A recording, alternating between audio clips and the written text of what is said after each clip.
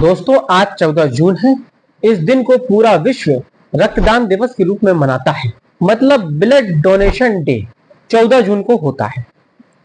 यहाँ हम सिर्फ ये बताने आपको नहीं आए हैं कि आज रक्तदान दिवस है, क्योंकि हम साइंस पे बिलीव करते हैं और साइंटिफिक रीजन क्या कहता है कि हमें अगर हम ब्लड डोनेट करते हैं तो हमें क्या फायदे हो सकते हैं और उसके क्या नुकसान भी हो सकते हैं। तो वैज्ञानिक शोध के आधार क्यों आखिर हमें ब्लड डोनेट करना चाहिए। पहली चीज तो यह है कि जिन व्यक्तियों का शरीर हेल्दी होता है, ब्लड डोनेट करने से उनके वजन में कंट्रोल बना रहता है, उनका वेट बहुत ज्यादा नहीं बढ़ने पाता है। नंबर 2, अगर हम बात करें तो जो हार्ट अटैक की बीमारी होती है, अगर कंटिन्यूअसली एक time period, fix time period के अंतराल जो डॉक्टर से सजेस्ट करते हैं, उसके अंतराल में अगर हम ब्लड डोनेट करते हैं तो हृदय रोग से हम बहुत हद तक बच सकते हैं। नंबर 3, अगर हम बात करें तो जो कैंसर की बीमारी होती है, कैंसर की बीमारी से भी इससे ब्लड डोनेट करने से बहुत हद तक बचा जा सकता है। हम ये नहीं कह रहे हैं कि सिर्फ ये सारी बीमारियां ब्लड डोनेट करने से ही सही हो जाएंगी। साइंस ये कहता है कि अगर हम रेगुलर ब्लड डोनेट करते रहते हैं एक फिक्स टाइम ड्यूरेशन पर, तो कहीं ना कहीं हम इन बीमारियों से बच सकते हैं या ये बीमारी हम पर हावी नहीं होने पाएंगी। ये शोधकर्ताओं के आधार पर हम आपको रिजल्ट बता रहे हैं, ना कि खुद की जांच के आधार पर। ये साइंस कहता है, साइंटिफिक रीजन कहता है, ये वैज्ञानिक शोधकर्ता कहते हैं।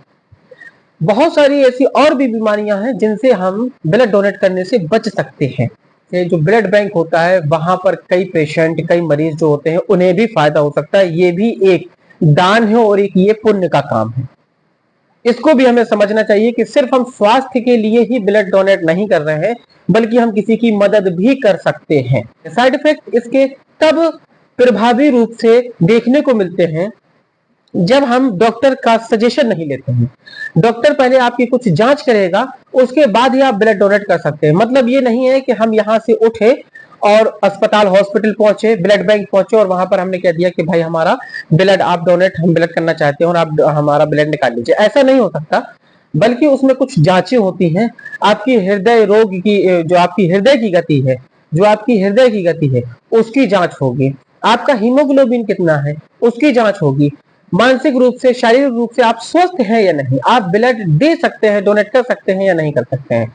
अगर आप कैपेबल हैं उस चीज के लिए, ब्लड डोनेट करने के लिए, तब फिर आपका ब्लड डोनेट किया जा सकता है, अन्यथा की स्थिति में नहीं। तो इसके नुकसान कुछ हो सकते हैं, जैसे ब्लड डोनेट करने के बाद में व्यक्ति को चक्कर भी आ सकता है। ब्लड डोनेट करने के बाद में व्यक्ति का जी मत ला सकता है। ब्लड डोनेट करने के बाद में बॉडी में चिंचिनाहट सी महसूस हो सकती है। ऐसी कुछ इसके साइड इफेक्ट हो सकते हैं। इनसे बहुत ज्यादा घबराने की आवश्यकता नहीं होती है। डॉक्टर सलाह देते हैं कि ये चीजें बहुत जल्द ही नॉर्मल हो जाती हैं। तो अगर आपको ये जानकारी अच्छी लगी हो तो लाइक शेयर जरूर कर दीजिएगा और चैनल को सब्सक्राइब कर लीजिएगा। बेसिकली ये चैनल एजुकेशन के लिए है, लेकिन चूंकि कहीं ना कहीं जहां पर भी साइंस छुपी होती है, साइंटिफिक रीजन छुपा हुआ होता है, उस टॉपिक को हम आपके सामने रखने की कोशिश करते हैं। धन्यवाद।